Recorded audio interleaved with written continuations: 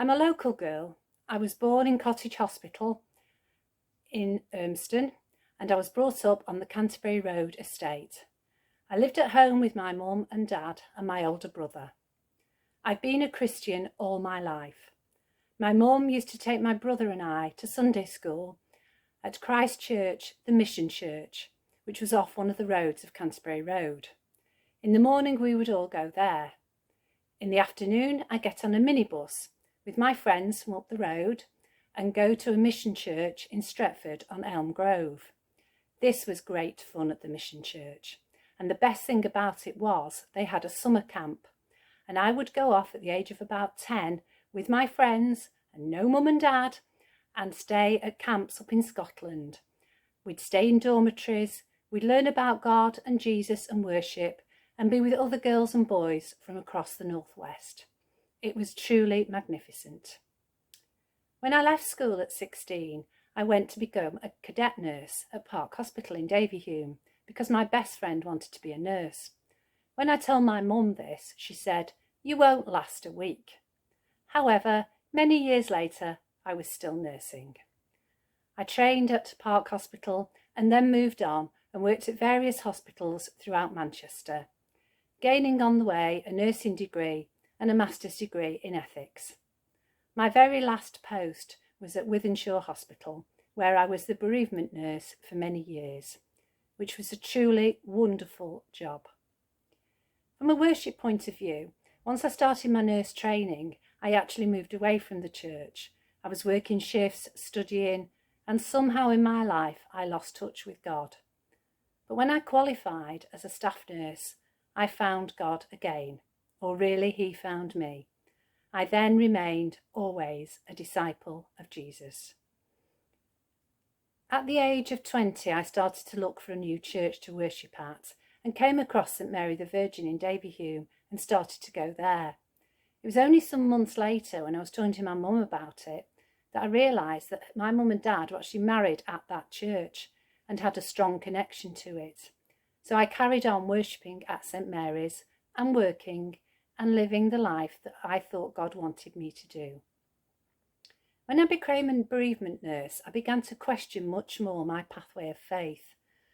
I began to think that God wanted more from me. So like most people, I became a sides person, wrote and read intercessions, and actually then became a Eucharistic assistant. But I knew God wanted more from me. And it was only when talking to two other parishioners one day that they said to me, "Well, why don't you train for the ministry?" I never thought I would. I never thought I could. I always thought I was too old and it just wasn't what I should do. And I wrestled with this for quite a long time. For over a year, I actually wrestled very hard with it. And then a number of things came together one day in December, and I realised that this is actually where God was calling me to be. I then applied for my ministry training and was accepted to my great surprise, and then underwent 2 years of training.